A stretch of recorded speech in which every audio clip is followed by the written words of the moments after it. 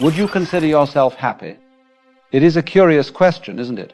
A question that, upon being asked, immediately sends the mind scurrying about like a startled squirrel, searching for a satisfactory answer. We rummage through the filing cabinets of our recent experiences, looking for evidence. Well, you might say, I had a rather delightful piece of toast this morning, or the sun is shining, and that's something to be cheerful about. Or perhaps, the squirrel returns with a heavy sigh, reporting a litany of frustrations, anxieties, and the gnawing feeling that something is fundamentally amiss. And so you see, the very act of asking the question, of putting yourself on the spot to deliver a verdict on your own state of being, is the beginning of the problem. It is like trying to grasp a sunbeam in your fist. The moment you clench your hand, the light is gone, and you are left with nothing but a shadow. Happiness is much the same.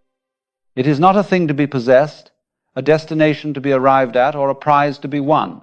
In fact, the more you chase it, the more it eludes you. It's like a mischievous little imp that delights in leading you on a merry chase through the brambles of your own expectations. We live in a culture that is utterly hypnotized by the illusion of a future, a culture that has sold us a bill of goods.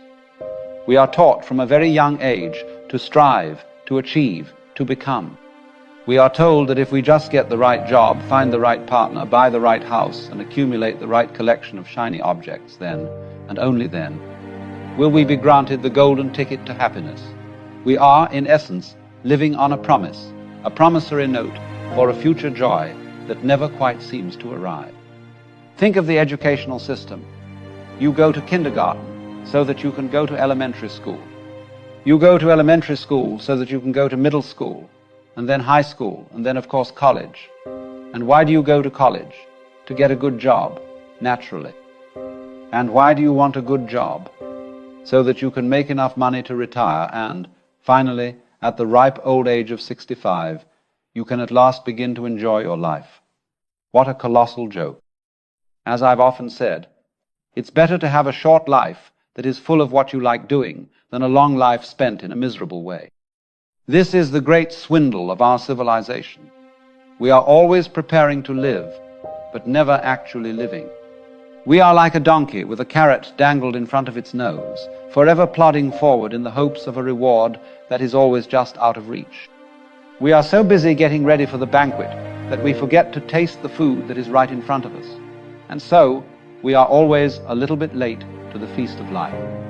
Now, what is to be done if you find yourself in this predicament? What if you have asked yourself the question, am I happy?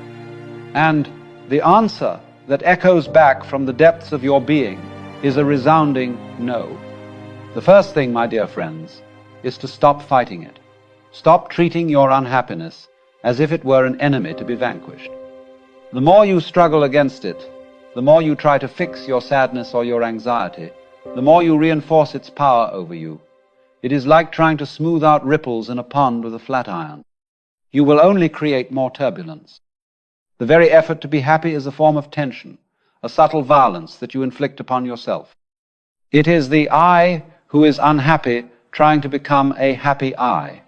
But who is this I that is doing the trying? It is a ghost, a phantom, a socially constructed illusion. It is the ego, that persistent sense of being a separate, isolated individual, a skin-encapsulated ego, as I like to call it. And it is this very feeling of separation that is the root of our unhappiness. We feel lonely and afraid because we feel cut off from the rest of the universe. So the first step is to see the futility of this inner war. You cannot win a fight against yourself because there is no one to fight. There is only the experience of this present moment, and that experience is neither good nor bad. It simply is. Now you might say, but Alan, that's all very well and good for you to say. You are a philosopher, but I have real problems. I have bills to pay, a difficult boss, and a nagging pain in my lower back. Of course you do. To be alive is to have problems. Suffering is an intrinsic part of the human experience. As the Buddhists say, life is suffering. But the trick is not to let the suffering make you unhappy. Unhappiness is a reaction to suffering, not the suffering itself. It is the story you tell yourself about the pain. the resistance you put up against the natural flow of life. Let us take your back pain, for example. The pain is a physical sensation. It is a series of nerve impulses being sent to your brain. That is all it is. But then, the mind gets involved. It starts to spin a tale. Oh, this is terrible. I can't stand this pain. It's going to ruin my day. Maybe it's something serious. What if it never goes away? And so on and so forth. And it is this mental commentary, this frantic resistance to what is, that creates the unhappiness. So, what to do? Instead of resisting the pain, try a different approach. Allow yourself to feel it completely. Don't label it as bad or unwanted. Just be with the sensation. Observe it with a kind of detached curiosity, as a scientist might observe a strange new phenomenon. You might be surprised at what happens. When you stop fighting the pain, when you accept it as part of your present experience, it often loses its power over you. It may still be there, but it no longer dominates your awareness. This is what the Zen masters mean by chopping wood and carrying water. It is the art of being fully present with whatever you are doing, without judgment or resistance. Whether you are washing the dishes, walking in the park, or even experiencing pain, you can bring a sense of mindfulness and acceptance to the moment. And in that acceptance you will find a strange kind of freedom. There is no greater freedom than the freedom to be what you are now. This brings me to the heart of the matter, which is the importance of living in the present moment. We are a culture that is obsessed with time. We are always looking back at the past with regret or nostalgia, or looking forward to the future with hope or anxiety. We have no present. Our now is just a fleeting infinitesimal hairline between a past that we can no longer change and a future that does not yet exist. But the truth is, my friends, the present moment is all there ever is. It is the only reality we can ever know. The past is a memory, a collection of fading photographs in the album of the mind. The future is a fantasy, a projection of our hopes and fears. But the now is real. The now is where life happens. To be fully alive is to be fully present. It is to be completely engaged with what you are doing in the here and now. And when you are truly present, you will discover that the ordinary becomes extraordinary. The simplest things, the taste of a cup of tea, the feeling of the sun on your skin, the sound of birds singing outside your window, become sources of immense joy and wonder. But how do we learn to live in the present? It is not a matter of trying to force yourself to be here now. That is just another form of struggle, another trick of the ego. Rather, it is a matter of letting go of your incessant need to control everything, letting go of your worries about the future and your regrets about the past, letting go of the idea that you need to be somewhere other than where you are. One of the best ways to practice this is through meditation. And by meditation, I do not mean some esoteric practice that requires you to sit in a full lotus position for hours on end, chanting strange mantras. I simply mean the art of paying attention. Sit quietly for a few minutes each day. Close your eyes and bring your awareness to your breath. Feel the sensation of the air entering and leaving your body. Don't try to control your breath. Just observe it. When your mind wanders, as it inevitably will, gently bring it back to your breath. That is all there is to it. This simple practice, done consistently, can have a profound effect on your life. It teaches you to be present, to be aware, and to be a non-judgmental witness to your own experience. It helps you to see that you are not your thoughts, you are not your emotions, you are not your body. You are the silent, spacious awareness in which all of these things arise and pass away. Now, I can hear some of you saying, "But Alan, this all sounds very passive. What about taking action? What about changing the world for the better?" By all means, take action, change the world, but do it from a place of presence and acceptance, not from a place of anxiety and striving. The great paradox is that when you stop trying to fix everything, when you accept things as they are in a much better position to bring about real and lasting change. Think of it this way. If you are trying to build a house, you need a solid foundation. If you are building on a foundation of anxiety and dissatisfaction, your house will be a wobbly and unstable structure. But if you build on a foundation of presence and acceptance, your house will be strong and enduring. The same is true for your life. When you are grounded in the present moment, you are able to act with clarity, wisdom, and compassion. You are no longer a slave to your reactive emotions. You are free to respond to the needs of the moment in a creative and intelligent way. And what you will discover is that the world doesn't need as much fixing as you thought it did. In fact, many of our so-called problems are of our own making. They are the result of our frantic and misguided attempts to control a universe that is, by its very nature, uncontrollable. When you let go of the need to control, you will find that the universe has a wonderful way of taking care of itself. The clouds drift across the sky without any help from you. The trees grow and the flowers bloom without your interference. And you, my dear friends, are a part of this same natural process. You are not a separate entity struggling against the universe. You are the universe. This is the great secret that the mystics of all traditions have been trying to tell us for centuries. You are not just a skin-encapsulated ego. You are the whole darn show. You are the Big Bang, the spiral galaxies, the shining sun, and the gentle rain. You are the works.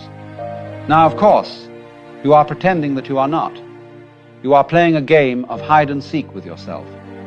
You have put on the mask of a separate, limited individual, and you have become so engrossed in the game that you have forgotten that it is just a game. But every now and then, you get a little glimpse behind the mask.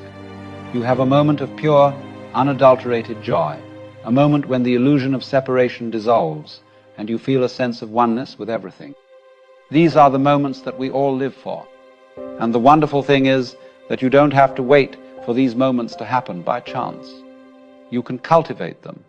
You can create the conditions in which they are more likely to arise. And you do this by living in the present moment, by accepting what is, and by letting go of your attachment to the ego.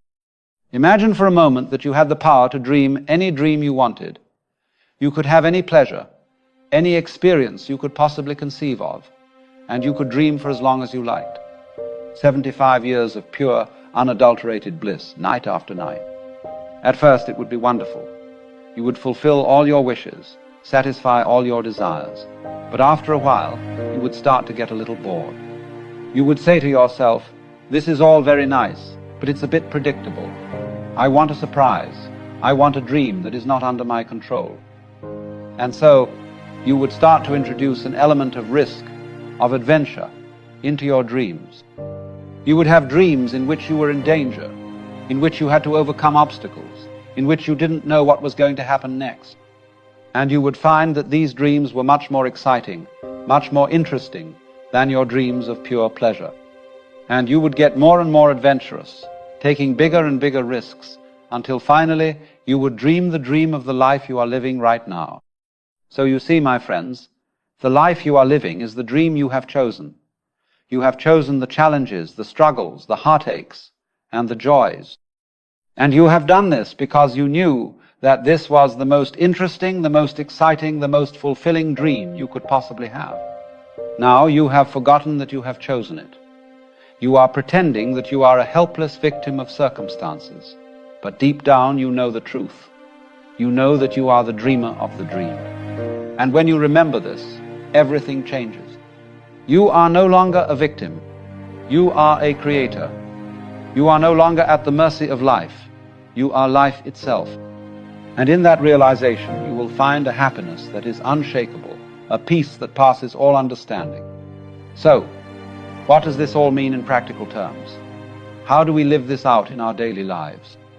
It means, first of all, to take a playful attitude towards life. Don't take it all so seriously. It's a game, a dance, a drama, and you are one of the actors. So play your part with gusto. But don't forget that it is just a part. Don't identify with it too strongly. It means to see the beauty in the ordinary. The world is a museum of wonders, and you have a front row seat. But you have to open your eyes to see it. You have to be present to the miracle of this moment. It means to love without clinging. Love people, love animals, love the world. But don't try to possess them. Let them be free. And in their freedom, you will find your own. It means to embrace the whole of life, the good and the bad, the light and the dark. You cannot have one without the other. They are two sides of the same coin. The joy and the sorrow, the pleasure and the pain are all part of the rich tapestry of existence. It means to trust the process. The universe is not a random collection of atoms. It is an intelligent and orderly unfolding, and you are a part of that unfolding. So, relax, let go. Trust that you are exactly where you need to be. And finally, it means to be grateful. Grateful for the gift of life in all its messy and magnificent glory. Grateful for the air you breathe, the food you eat, the people you love. Grateful for the simple fact of your own existence. When you live in this way, you will discover a happiness that is not dependent on external circumstances. It is a happiness that arises from within, from your own deep connection to the source of all life. It is the happiness of being what you are. And so, my dear friends, I will ask you the question once more. Are you happy? But this time I invite you to answer it not with your mind, but with your whole being. Don't think about it. Don't analyze it. Just feel it. And if you are very quiet, if you listen very carefully, you may just hear a little voice within you, a voice that has been there all along, whispering yes. Yes. 1,000 times yes. Let us delve a little deeper into this matter of acceptance, for it is a word that is often misunderstood. Acceptance does not mean resignation.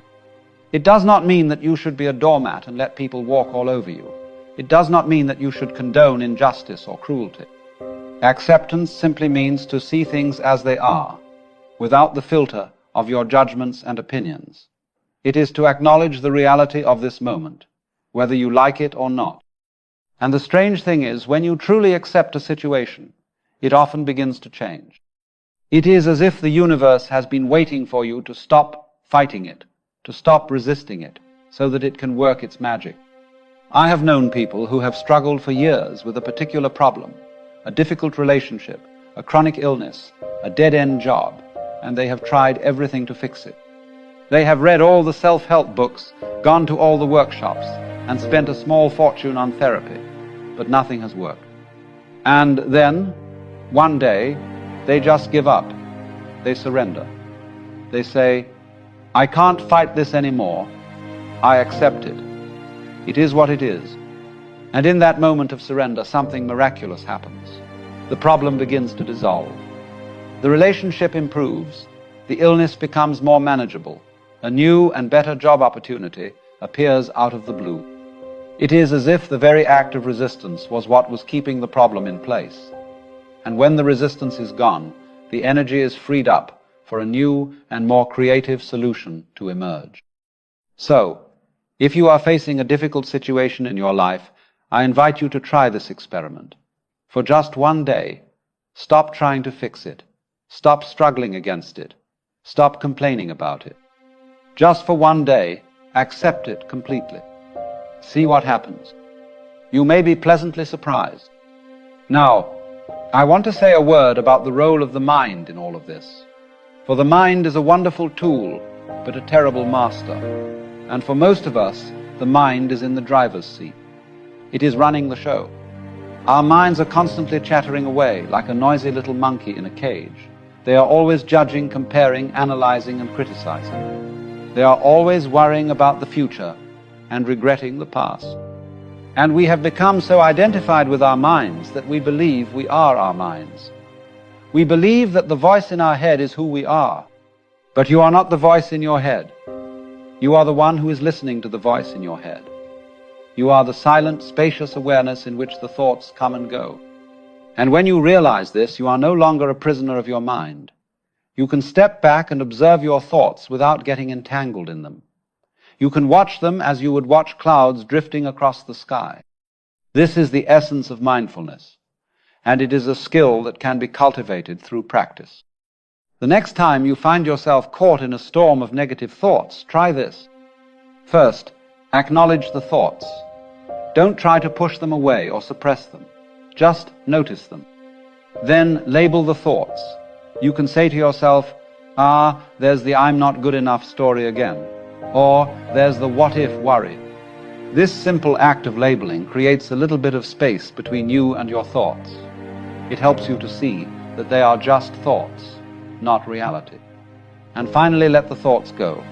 Imagine them as leaves floating down a stream, or as clouds being carried away by the wind. Don't expect your mind to become completely silent. That is not the goal.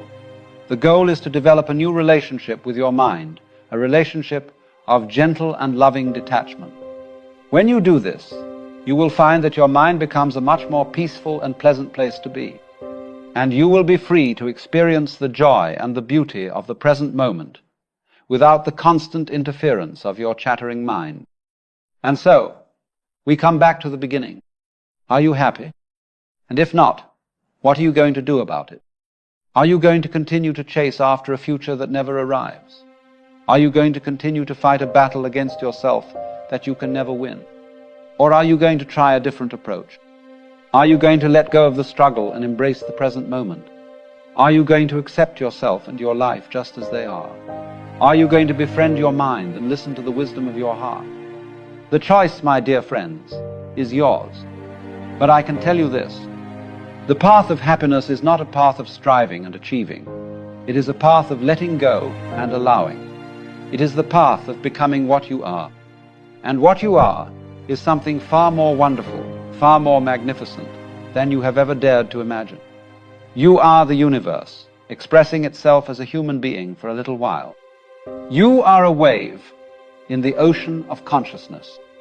You are a star shining in the darkness. And when you know this, when you feel this in the very marrow of your bones, then you will be happy. Not because of anything you have done or achieved, but simply because you are. And that, my friends, is the greatest happiness of all. So, go now and live. Live with presence, live with passion, live with playfulness, and above all, live with love. For in the end, love is all that matters. It is the beginning and the end, the Alpha and the Omega, the one true reality. And you, my dear friends, are made of love. So go and share your love with the world. And in doing so, you will find the happiness that you have been seeking all along.